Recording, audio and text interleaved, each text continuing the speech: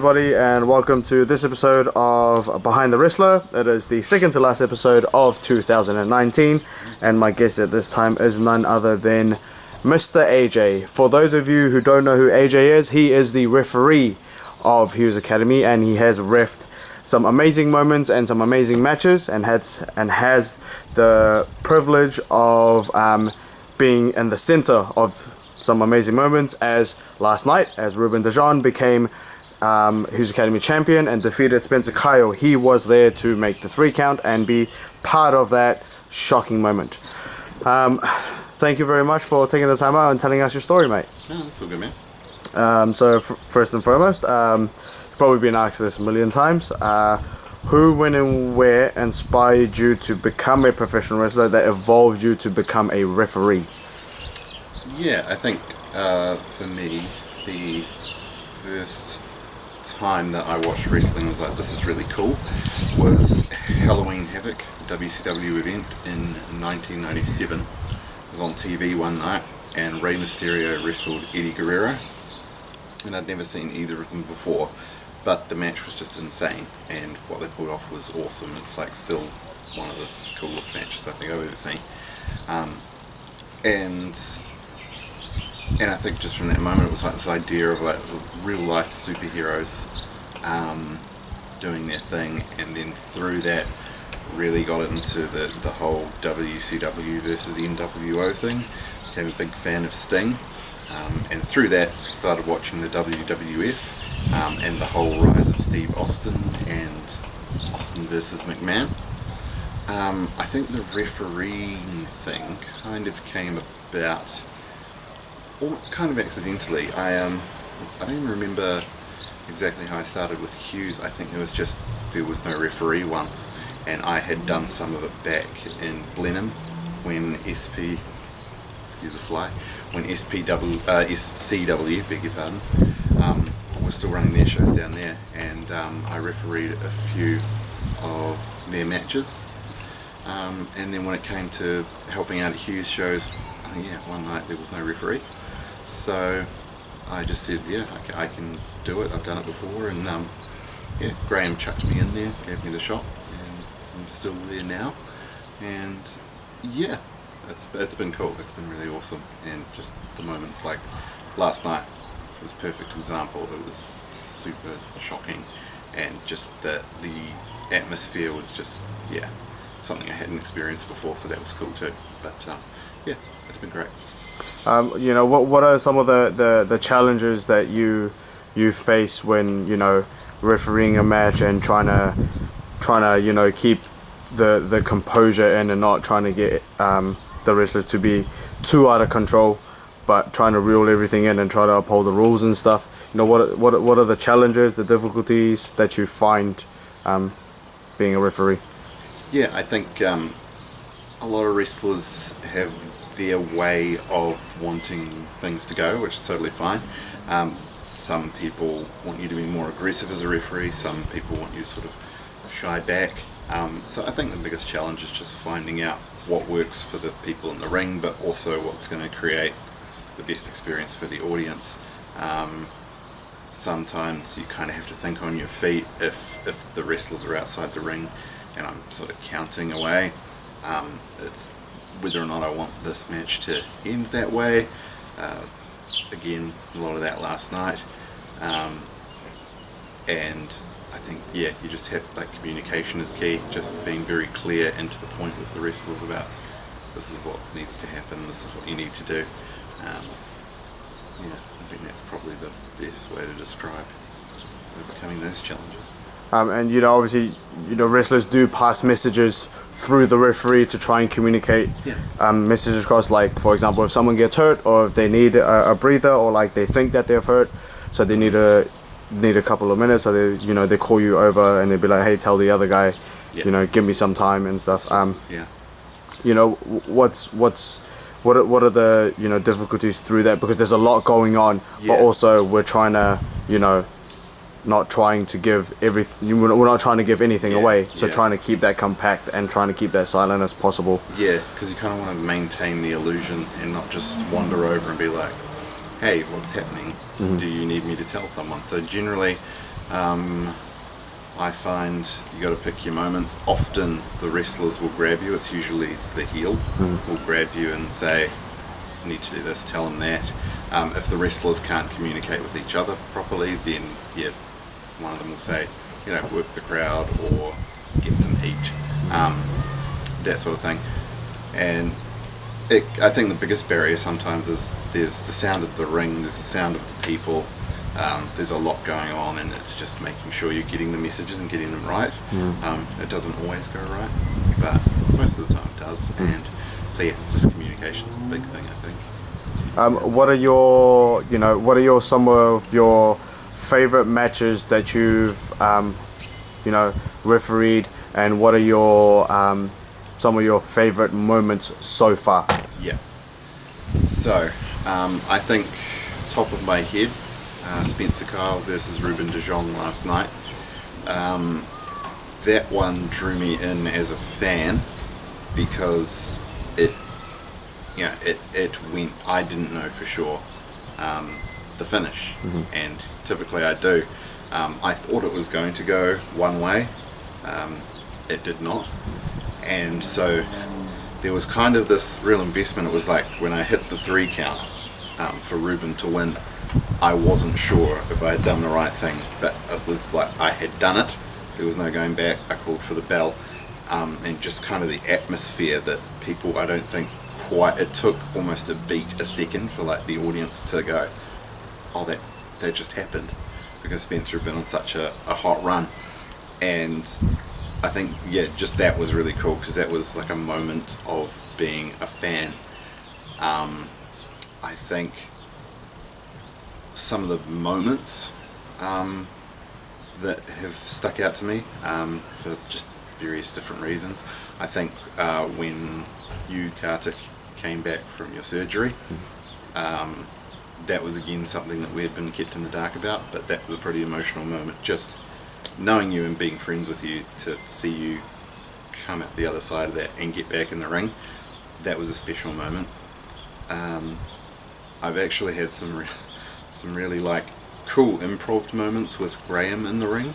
So yeah, Graham likes to kind of, I don't know, play around, I guess. Yeah. Without taking the piss too much. I hope I can say piss. Yeah.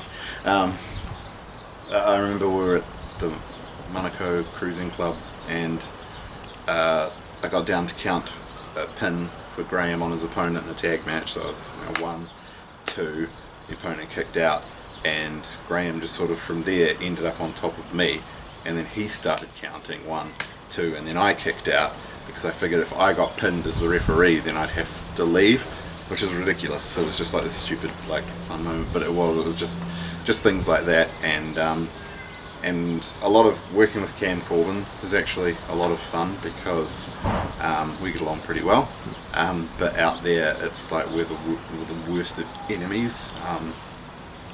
I think that wouldn't work if we didn't like each other, at least somewhat. And yeah, we just have I think a good chemistry, if I'm honest.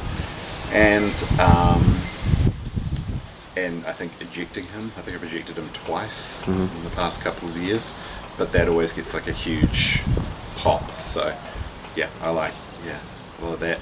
There was a tag team match as well last year at our December show, I think it was, a hardcore tag team match with tables and chairs, and instead of typically they'll pour out, wrestlers will pour out thumbtacks. I think our wrestlers got a whole bunch of broken up candy canes because Christmas was coming up.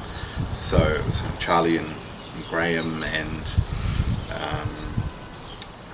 Alex Savage were just giving moves and taking bumps on broken candy canes, which was kind of ridiculous, but also would have been really painful. And that was the first match where a table was broken.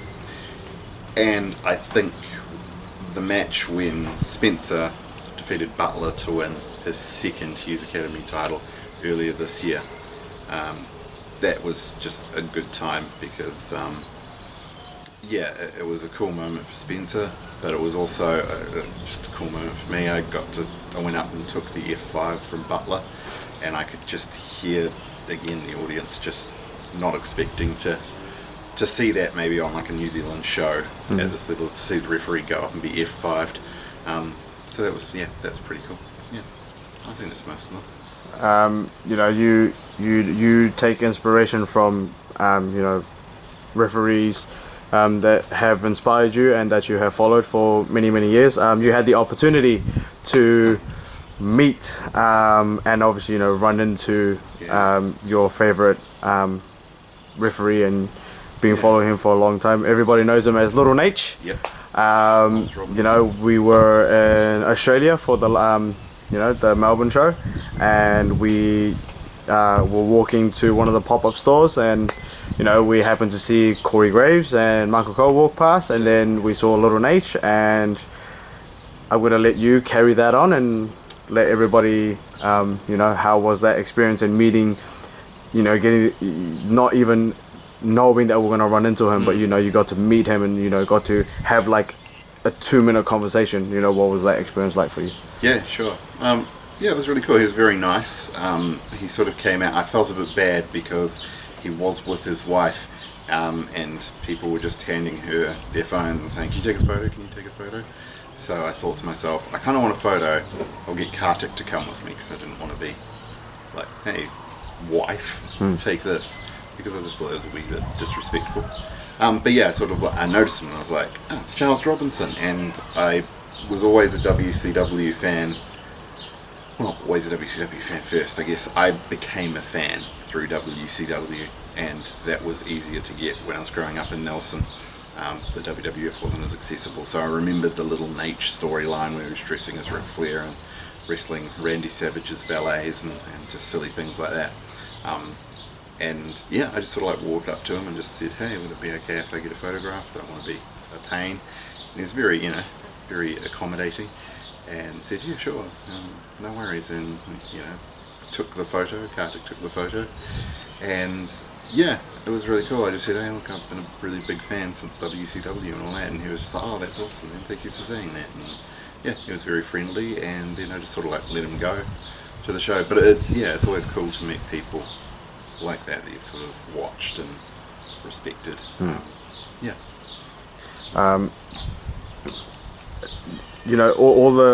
All the matches that you've refereed so far up to this point, you obviously had goals set out for yourself as a referee and goals that you wanted to target. Do you think you've reached that, and what are your what are your newer goals? What would you like to reach as a referee?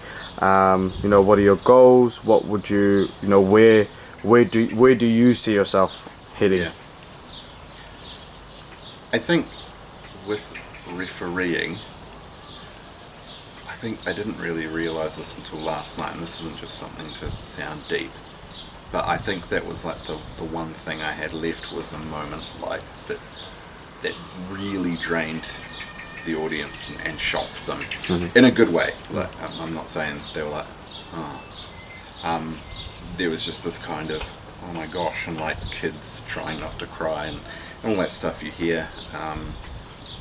And I think that was kind of the thing unknowingly that I wanted to tick off, because we've had like big moments where heels have gone over and people have just been like, no, boo.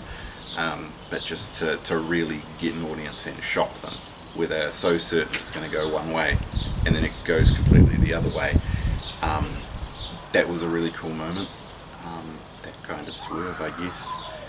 I think goals moving forward, I've been the sole referee of Hughes Academy. Yes. Really for at least a year, and we've had some people come and go.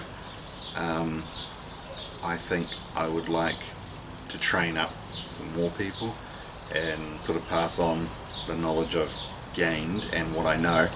And I don't mean to like cast myself as like the greatest referee in the world or a brilliant mind, but there are definitely things I think I could contribute to that. And I think I'm really eager to maybe cross that line into competing before before I get too much older. I'm not old, but I don't want to leave it super late. And I think that really was cemented for me last night with that match. That okay, I think I've gone as far as I need to. So now I want to pursue something else, and that's on me to follow that through and just commit to the training and to showing up. So that's kind of my goal, is to train people up. There's some potentials there, and yeah, go to like another level, and however that looks, we'll wait and see. But I think I have a lot to offer in other areas as well, so I want to explore it. And you know, Graham's really encouraging of that, so that helps too. He's not going to tell you, no, you stay there, I need a referee. He's very much like, all right, well, what can we do? But the responsibility is always on you. And I've had some false starts, but I think last night cemented it. And yeah, I think that's where I'm at with the refereeing and where I want to go next. That doesn't mean I'll stop refereeing tomorrow. I'll keep going for as long as I need to, but yeah, I just kind of want to broaden the horizons, I suppose. You know, and you know, sitting, it's a very it's a very hard goal to obtain, because it takes a lot of time and effort to hone everyone's craft and stuff. Totally. And again, you know, whoever makes that decision, you know, there's plenty of people behind them supporting them as well and helping them along to you know, try and help them achieve that goal, because that's what it's all about.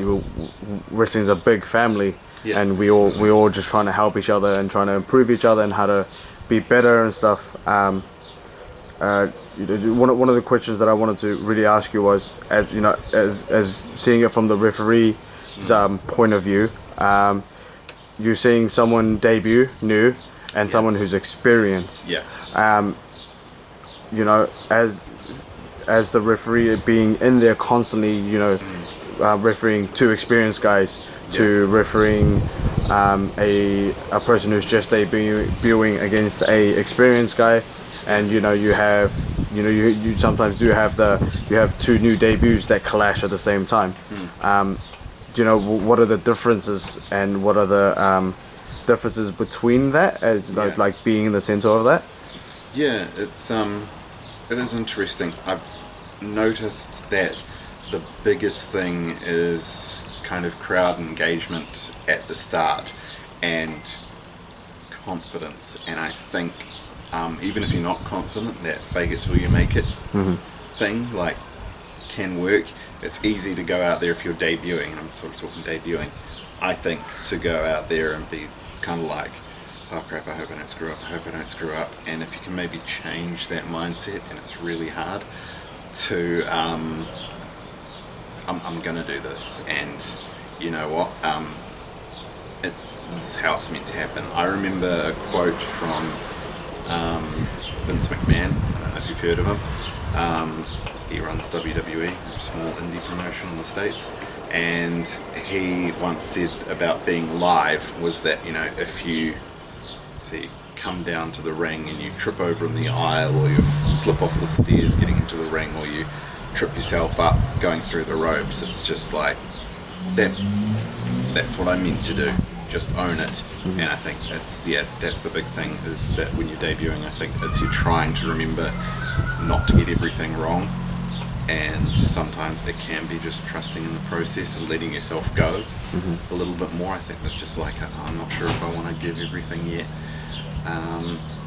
And I think between someone who's more experienced in a debut, I think that's probably the best way to debut someone, if you can. And a lot of that's just them being sort of carried. And I don't mean that in a negative way, because I mean, it's like anything. You get a job at McDonald's, someone who's been flipping the burgers longer than you is going to come alongside you and go, okay, here's the best way, here's what I've found works. And then you learn those skills, and then you tweak it to suit you. And I think that's the really positive thing about that. And it can just be, don't know if you can hear that, but my flatmate just flushed the toilet, so I apologise. It can be just this thing of guiding them, but I think the good experienced wrestlers I've seen also kind of give them enough space to sink or swim on their own, and just give them a bit of confidence, like, what do you want to do in this match, what can you do, and it's just about making them part of the process, and I think that's a good thing, and someone who's experiencing it, someone who's experienced, I've had that experience as well, and that's actually like super comforting as a referee as well, because there are times when I'm in there and I'm like, oh, am I doing a really crappy job? I mean, there's been matches like Liam Fury versus Charlie Roberts, and it was just an insanely good match, and there was very little I had to do. They were able to communicate with each other, but I felt kind of like my game had to be up a bit, like I had to be really onto it, because they were really onto it, and if there was going to be a weak link in that match, it's probably going to be me. So I guess for me, I just took it as like a challenge to try and be better, and there were going to be botch calls. Plenty of times I've gotten away when they're trying to shoot someone off the ropes, or I've been in the corner when they're trying to bring someone to the corner, and that's just part of the learning process. There's no point in beating yourself up over it. You just sort of go, yeah, sorry about that, guys, my bad, move on. And I think that it is, I think I made my point. It's just that thing of you want to get better at something, do it with someone who's better than you, and that forces you to raise your game. And these guys and girls will tell you if they think you did a good job, or if they're like, look, you probably need to work on this, and both those things are a positive. Is there anything you would like to say to the audience? I think just thanks for coming to the shows, to watching these sorts of things that we do. Without the audience, there's no show, so please keep coming and supporting New Zealand wrestling. I think it's at the, if not the best it's ever been, the best it's been in a very long time. I'm just happy to be part of it again. I was involved sort of about 10 years ago in SCW, and that started out as a really cool experience, and I met some really cool people. Tim, my friend Tim, who's involved with Hughes Academy as well, we met at an SCW show in Blenheim, and so I have a lot of good memories, and I met a lot of really cool people through that. But at some point along the way, I wasn't at a good place in my life, and was struggling with sort of some mental health and some depression and that sort of thing. Those issues. Probably wasn't making a good accounting of myself, and I just also, I'm not going to shoot brother, but I, had clashes of ideals and personality with a couple of wrestlers in particular, but I won't, there's no point in naming them, it's done and I'm over it, but that hurt, and it took a very long time for it not to hurt, and it took, honestly, from 2011 until 2017 to even be comfortable considering coming back. And what I've come back to through Hughes Academy, which my friend Tim invited me to come along to, and the other promotions that I've sort of seen, for the most part there is camaraderie now, and it is supportive, and it's not just this kind of high school vibe that I felt, if I'm honest, when I left it, and I appreciate that, and I've had some really cool times with it, and I'm just glad that I got to do it again. And so I'm glad that we've had the audiences we've had to share that and to perform to. So I think, thanks to the audiences. Please keep coming, and we'll keep doing what we can to entertain you. And yeah, I think 2020 is going to be a pretty standout year for New Zealand wrestling. I mean, with what Hughes Academy is doing, we're growing the number of shows we're doing. You know, we're ending the year on a pretty shocking note. Shocking in that it was unexpected with Ruben winning the title, not shocking as in, oh, that shouldn't have happened. I just think that was because no one expected that, and that was a cool way to put the stamp on the year. I know I've gone on about that match, but I'm not being paid to get it over. It was just a cool moment. And I think with IPW, what they're doing on Fight TV with their show and their pay-per-views, that's really cool for New Zealand wrestling. I think, you know, you've got Asylum Pro doing their stuff in Christchurch. You've got SPW who are doing incredible things, especially with the Southern Rumble. And I just think that it's going to keep getting stronger and stronger. You've got, you know, Hughes, you've got Maniacs, you've got Capital Pro, all putting on really good matches. And I think that the potential is kind of limitless, to be honest. And I think even just the New Zealand scene is starting to get more mainstream interest in the media. So I guess, yeah, thanks for helping us get it where it is, audience. And yeah, stick around and see what's going to happen next. What is next for AJ? Well, from January, I will be regularly training at Hughes Academy every Saturday morning. And trying to complete my master's degree in film and acting.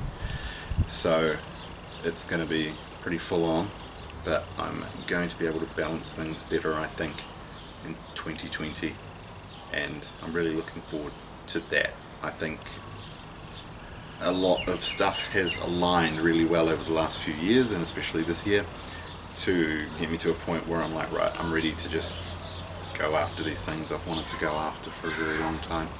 So yeah, big things, I hope, are what is next. And yeah, I guess we'll just have to wait and see how that manifests, but watch the space. Thank you very much for taking the time out and you know, giving us your story and you know, inviting us into your home. Fine garden. It's a lovely garden. Thank you very much for joining us on this episode of Behind the Wrestler. We have a final episode that is... Oh, actually, I just remembered. This is the final episode. Oh, even better. Ending on a high note. So, as the final episode, I couldn't think of a better person to end it with for 2019. It is amazing. We've had an amazing year. We've had some amazing stories for Behind the Wrestler, and you know, it's an amazing episode to close off with the referee and getting his point of view of things and all the matches, because he's there constantly. So, as the last episode of 2019, thank you very much for joining us, and thank you for tuning in for Hughes Academy Behind the Wrestler, and I will catch everybody for 2020 Behind the Wrestler. As will I.